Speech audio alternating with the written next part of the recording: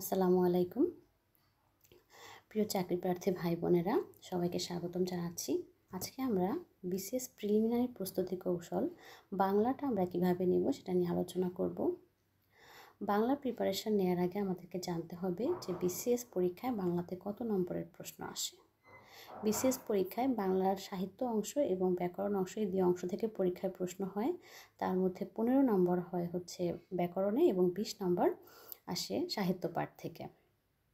এখন ব্যাকরণ অংশ যে প্রশ্নটা আসে, এখানে কিন্তু আপনি ফুল মার্কস চাইলে ক্যারি করতে পারবেন, কারণ এখানে আসলে ফুল মার্কস না পাওয়ার কোনো কারণ নেই।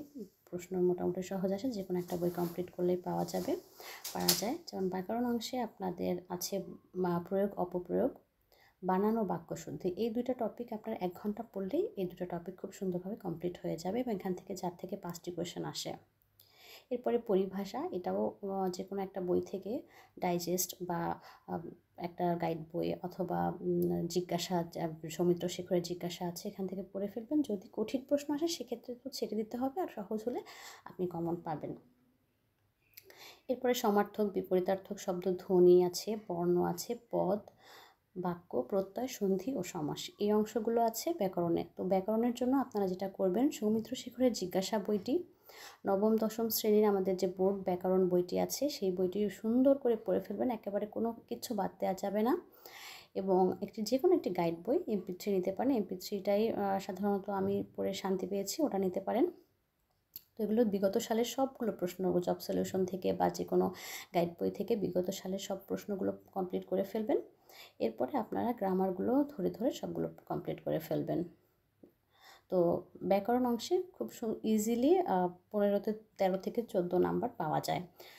আর সাহিত্য অংশটা হচ্ছে দেখা যায় যে 2টা পার্ট থাকে। সাহিত্য অংশে প্রাচীন ও মধ্যযুগ আছে, এখান থেকে 5 নম্বরের প্রশ্ন আসে, এবং আধুনিক যুগ, যেটা আর কি 1800 সাল থেকে বর্তমান, সেখান থেকে আসে 15 নম্বর। এখন এই যে প্রাচীন ও মধ্যযুগ, যে আপনাদের বই কিন্তু সেম বই, আর যাদের লিটারেচার পড়ার আগ্রহ থাকে সেক্ষেত্রে তারা ভিন্ন আরও পড়তে পারেন, সেটা সমস্যা না। কিন্তু আপনাকে মনে রাখতে হবে, প্রশ্ন যদি সহজ হয় তাহলে কিন্তু এই অংশ থেকে আপনি 30 থেকে 33 পর্যন্ত নাম্বার ইজিলি ক্যারি করতে পারবেন। তো প্রাচীন ও মধ্যযুগ থেকে খুব ভালো মতো প্রিপারেশন নেবেন। এবং আধুনিক যুগে আসলে অনেক সাহিত্যিক আছে, এখানে সবাইকে এত গুরুত্ব দিয়ে পড়ার দরকার নেই। বাংলা একাডেমির যে 11 জন সাহিত্যিক আছে, মীর মোশাররফ হোসেন, বঙ্কিমচন্দ্র চট্টোপাধ্যায়, রবীন্দ্রনাথ ঠাকুর, কাজী নজরুল ইসলাম সহ আরও 11 জন আছেন, ওনাদের একেবারে খুঁটিনাটি পড়ে ফেলবেন। বাকি সাহিত্য